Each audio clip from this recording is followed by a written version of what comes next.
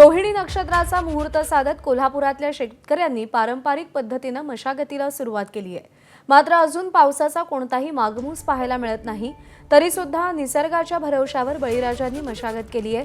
75 ते 100 मिलीमीटर पाऊस झाल्याशिवाय पेरणी करू नका असा सल्ला कृषी खात्याने वारंवार दिलाय।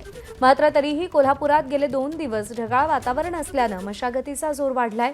गेल्या वर्षी 13 मे रोजी पाऊस झाला होता, त्यावेळी शेतकऱ्यांनी मशागत करण्यास त्यांना वेळ मिळाला नाही। अनेक ठिकाणी शेती पेरणी करण्याआधीच पडून राहिली, त्यामुळे यंदा पाऊस पडेल या भरवशावर मशागतीला सुरुवात केली आहे। कोल्हापुरातल्या करवीर तालुक्यातून आढावा घेतलाय विजय केसरकर यांनी।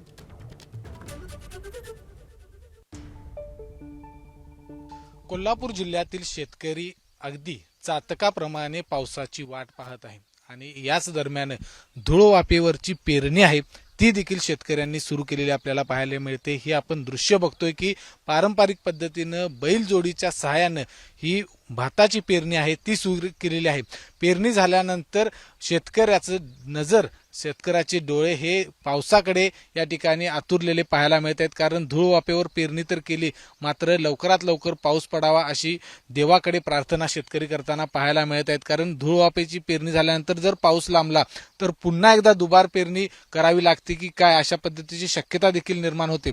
मात्र ज्या पद्धतीने हवामान खात्याने अंदाज व्यक्त केलेला आहे त्यानुसार पुढच्या 2 ते 3 दिवसांमध्ये पाऊस सक्रिय होईल अशा पद्धतीचा अंदाज आहे तो व्यक्त केलेला पाहायला मिळतोय। त्यामुळे आपण बघतोय की ही कंदलगाव असेल, करवीर तालुक्यातली हे आपण दृश्य बघतोय की कशा पद्धतीने बैलजोडीच्या सहाय्याने भाताची पेरणी आहे ती सुरू केलेली आहे। त्यामुळे खतांचे जर बघितलं तर एकीकडे नैसर्गिक आपत्ती आणि दुसरीकडे या ठिकाणी खतांची टंचाई देखील पाहायला मिळते।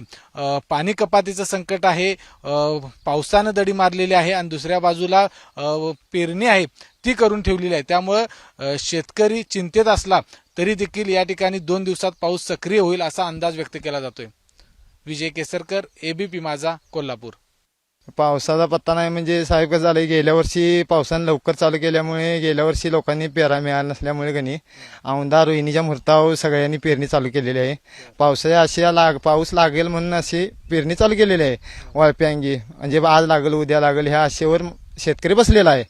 त्यामुळे कसं आहे बरं, आता 2 दिवस झाला आबोळतीने फिरायला लागले, पाऊस आज लागेल उद्या लागेल ह्या आशेवर माणसांनी पेरणी चालू केलेली आहे।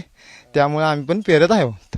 काय झालं की साली एक महिना अजून पाऊस लागला, रानं पडलीत, पाऊस लागल म्हणून एका चालू झाला, 1 महिन्यानंतर पाऊस बंद झाला नाही, रानं सगळं पडले म्हणून औंधा आम्ही आता वाळ्यांगी पेरावले की आता ह्या पावशी आशेमुळे पेरावले, पावसाचा पाऊस लागत 2 दिवस आबोळ आहे म्हणून आता पेरावले, आता पावसाच्या वाट बघत बसायची। एबीपी माझा, उघडा डोळे बघा नीट।